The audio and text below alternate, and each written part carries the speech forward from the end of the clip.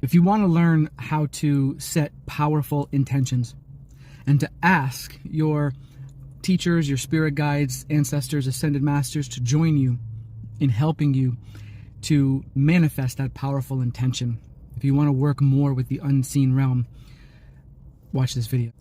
So this morning, I'm started the second leg of my journey, traveling in an electric car for the first time across country, long distance, going from Texas to Florida.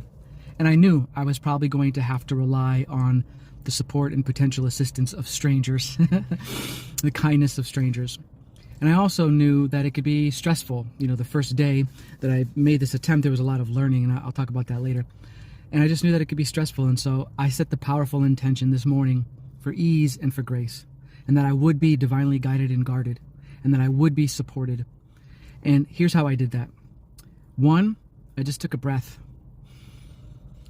and I exhaled slower than I inhaled.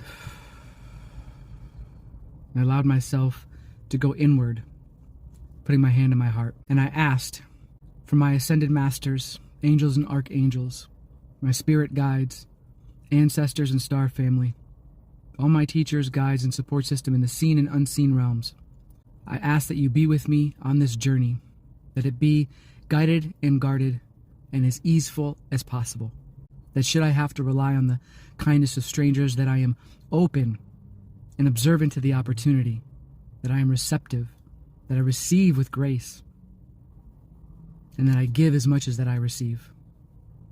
Allow me to have a safe journey to get to my destination safely and joyfully. Thank you, thank you, thank you. And so stay tuned for part 2. When I was low on battery, trying to get out of Baton Rouge, which was a whole nother video in itself, I found a restaurant to plug into with my charger that I'm carrying into the wall outside. And it's gonna be kind of hit or miss on how people react to that if they catch you plugging into their businesses, right? But I figured it was a restaurant that looked like it wasn't open until like lunch or dinner, and no one was around, and you know, I had to try. So I needed a few more miles to my car so I can get to a supercharger. So as I'm parked there charging, all of a sudden the general manager drives up, screeching and yelling at me. See, in the restaurant business, when you're opening a store early in the morning, practically before the sun even rises, and you're in there by yourself, one, you're extremely vulnerable, and two, it's the most time that restaurants get robbed because you are in there by yourself.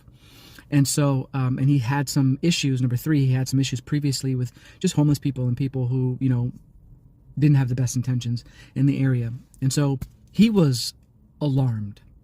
And when he pulled up, he acted in that way.